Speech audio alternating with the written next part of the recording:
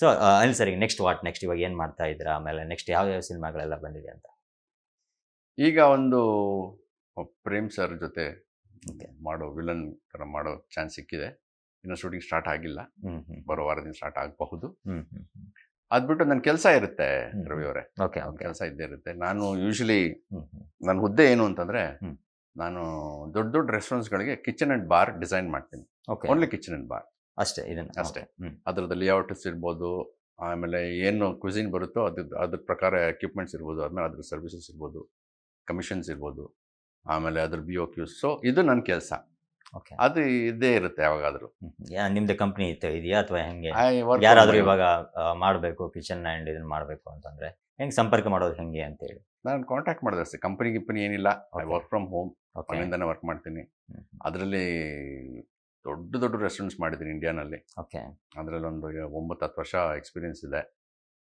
ಸುಮಾರು ಒಂದು 200-250 ರೆಸ್ಟೋರೆಂಟ್ಸ್ ಮಾಡಿರ್ಬೋದು ಇಂಡಿಯಾನಲ್ಲಿ. ದೊಡ್ಡದು ಸೇರಿಸಿ, ಚಿಕ್ಕದ್ರಿಂದ ಒಂದು ಚಿಕ್ಕ ಫುಡ್ ಟ್ರಕ್ಕಿಂದ ಹಿಡಿದು ಒಂದು 2 ಲಕ್ಷ ಸ್ಕ್ವೇರ್ ಫೀಟ್ ರೆಸ್ಟೋರೆಂಟ್ವರೆಗೂ ಮಾಡಿದ್ದೀನಿ. Super sir. ಸೊ ಅದು ನನ್ನ ಸ್ಪೆಷಾಲಿಟಿ.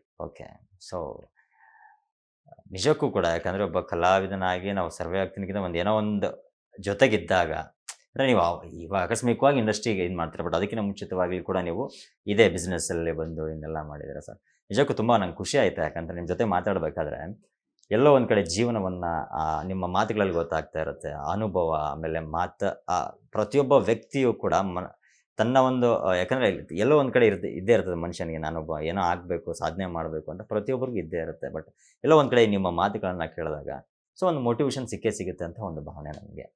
ಸೊ ಮುಂದೆ ನಿಮ್ಮ ಸಾಕಷ್ಟು ಸಿನಿಮಾಗಳು ನಿಮ್ಗೆ ಆಫರ್ ಬರಲಿ, ಒಳ್ಳೊಳ್ಳೆ ಸಿನಿಮಾಗಳು ನಿಮ್ಮ ಕೈ ಸೇರಲಿ ಅಂತ ನಾನು ಕೂಡ ನಮ್ಮ ಕಾರ್ಯಕ್ರಮದ ಮೂಲಕ ನಿಮಗೆ ತಿಳಿಸ್ಕೊಡ್ತೀನಿ ಸರ್. ತುಂಬ ಧನ್ಯವಾದಗಳು. ಆ್ಯಕ್ಚುಲಿ ನಮ್ಮ ಜೊತೆಗೆ ಇಷ್ಟೊತ್ತು ಸಾಕಷ್ಟು ವಿಚಾರಗಳನ್ನು ನಾವು ಮಾತಾಡಿದ್ವಿ. So thank you so much sir ನಮ್ಮ ಜೊತೆಗೆ. Thank you. ಎಸ್ ವೀಕ್ಷಕರೇ, ನೋಡಿದ್ರಲ್ಲ, ಅನಿಲ್ ಸರ್ ಜೊತೆ ಸಾಕಷ್ಟು ವಿಚಾರಗಳನ್ನು ನಾವು ಮಾತಾಡಿದ್ವಿ. ಇದೇ ರೀತಿ ಮುಂದಿನ ಸಂಚಿಕೆಯಲ್ಲಿ ಮತ್ತೊಬ್ಬ ವಿಶೇಷ ಅತಿಥಿಯೊಂದಿಗೆ ಭೇಟಿ ಮಾಡ್ತೀನಿ. ಅಲ್ಲಿವರೆಗೂ ನೋಡ್ತಾ ಇರಿ ಅಶ್ವವೇಗ ನ್ಯೂಸ್. ನಮಸ್ಕಾರ.